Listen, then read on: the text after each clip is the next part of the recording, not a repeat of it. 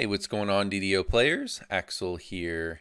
So, lately, ever since Hardcore League opened, I've seen a fair bit of discussing slash complaining about the league itself and some of the ramifications of it and some of the requirements of it.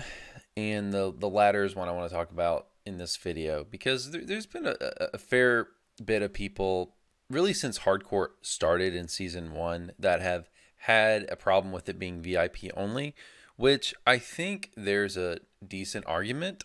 I don't think I agree with it, but there's a decent argument. So I thought I would just go over that and talk about that in this video. So, should the Hardcore League be VIP only or not? If you're not aware, it is currently VIP only. It's been since Season 1. I'm not so sure they would have made it VIP only had they known how successful it is. Now, I'm assuming that, but it seems pretty obvious that it's been financially very successful. Granted, I can't prove that since none of us have access to any of that information. But I guess one pro we would have of if it was not paywalled is that obviously the population would be better on Hardcore League. It would be even more people there. I think the biggest argument people are making, probably even though I don't think it's that great of a point, one of the better points is that if SSG allowed everybody to play on the hardcore server, then they would have a bigger population of people not just playing, but to draw from for microtransactions, the DDO store to make money off of. It wouldn't just be VIPs spending money there, it would be everybody spending money there. That one point I don't think flies, just because if as a player you are not willing to pay even $30 entry fee, which essentially that's what it costs to play a season of Hardcore League, if you're not a VIP, because a 3-month sub is about $30.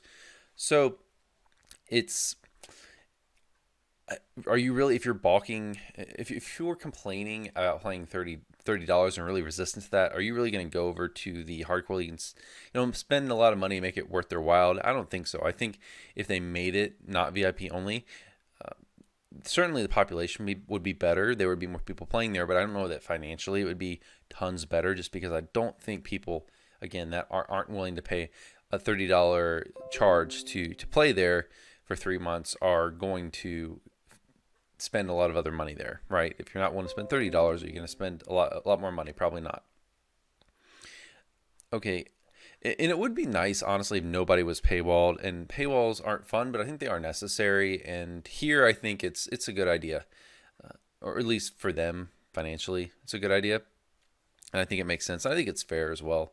But there's also a lot of cons I don't think some people are considering. I think the biggest one that I haven't really seen mentioned on the forums is that if they made it didn't make it VIP only and let everyone go there, then that might have a more significant impact on the regular servers, because then no one would have to play on the regular servers. Everyone could play on hardcore. That might be an issue because you don't want to totally, I guess, vacate your regular servers. And when I looked at the population data in a video I did several months ago, the population didn't change too much. I'm not sure if that would be the case if everyone could play on Hardcore League.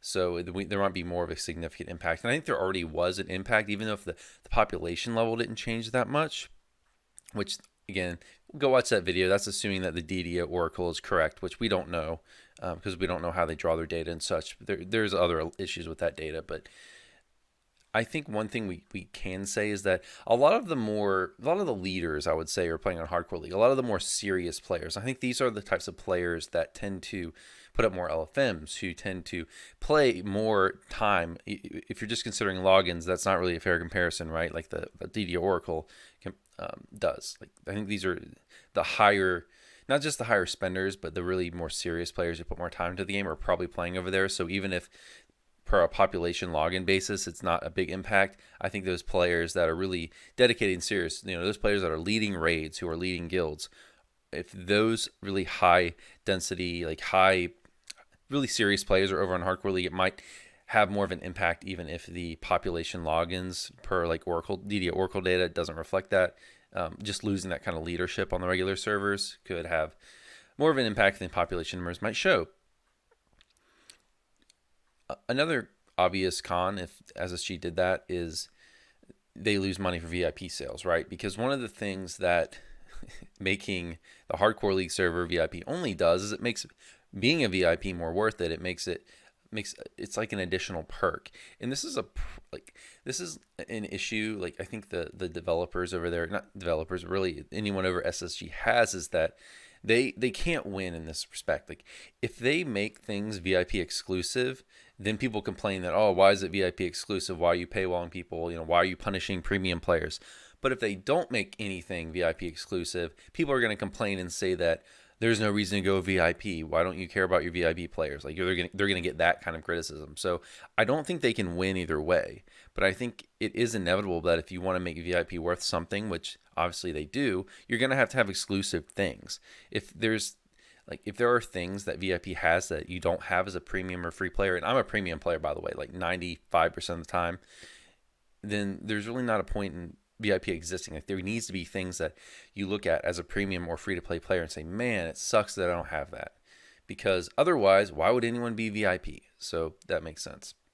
There's also the problem with VIP in that if they switched it from Hardcore League 1 to 2 and made it not VIP only, they might upset some VIP players.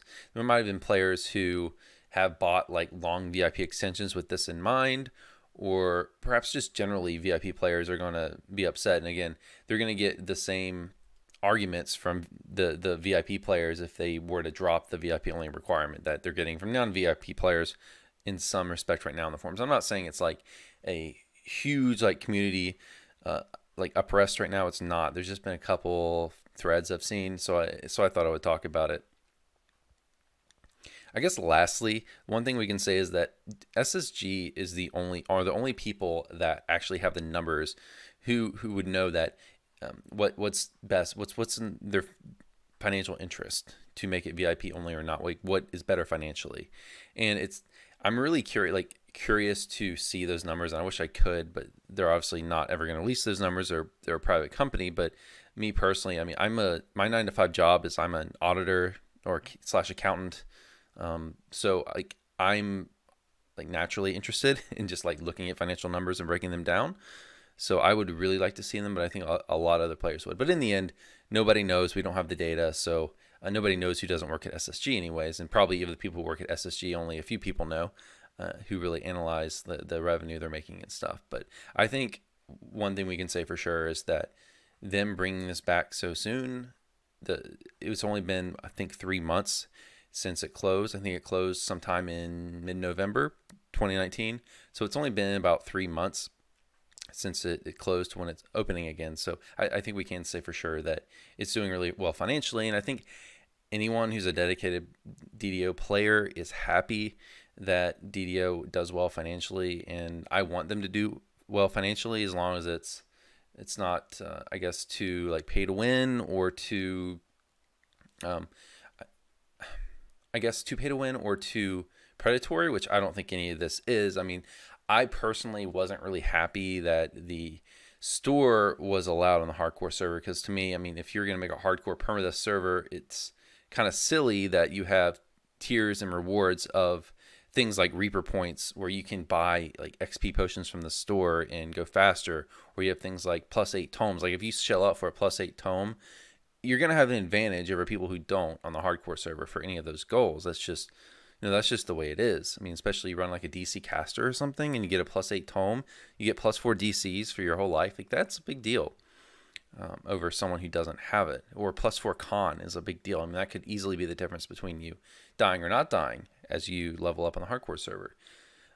So that's why I guess, like from a business standpoint, I understand why they allowed the store. Obviously, it's a great business decision. They made a lot of money, and I'm happy that they're making money so they can support the game. But at the same time, I think it takes away from the leaderboards, which is why I think from the beginning I've never really paid too much attention to the leaderboard, because even though a lot of that, I mean, you still have to put in the time. You still have to not die on the hardcore server when you go after leaderboard spots, and that's great. And I think it definitely is a reflection of skill in large part. Not entirely, though. And that's my issue with it, and that's why I've never seen the leaderboards over there as meaning much, because there's still an element of pay to win with the leaderboards, because again, you can buy things like tomes, you can buy things like XP pots, so you're going to have a significant advantage You still have to not die, but but everyone has to not die.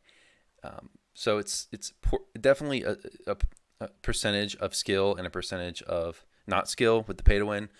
Bigger portion is skill, of course, but still, for me, like, it's someone who's been into like competitive gaming and stuff. Like, I used to play in like Smash Brothers tournaments and stuff competitively. Like, as someone who's been into like really competitive esports, any aspect of pay to win for me makes it not a pure competition. So it's hard for me to see the leaderboards as meaning much. But hey, that's just how I feel about it. But anyways, I got a little off topic there. But last thing I wrote down is, should they sell access in the store? So another thing they could do is they could make it open to premier free players in the store. So they would charge the equivalent of $30. I would assume in the store for access to the hardcore server for a season. First of all, I don't know why you would do that initially, unless you have a lot of points stored up. But initially, why would you want that option? Because if it's just one season access, which is, I assume that's how they would sell it in the store. Like, I would assume they wouldn't sell it for like a permanent access to all hardcore seasons in the future, because I don't think they've even committed to doing another season after season 2, although I think that's pretty obvious they will.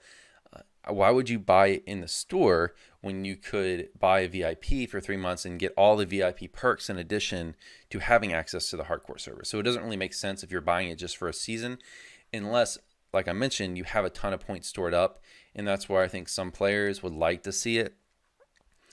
So if you bought a huge bundle of points, maybe when you bought Sharn or something, and you're still kind of feeding off that, and that's how I tend to buy my points. Actually, like, I think when Sharn came out, I bought a huge bundle of points, and I've just been living off that basically. And I don't know, maybe it's like every couple years or so, I'll buy a huge bundle of points and just live off that for a year.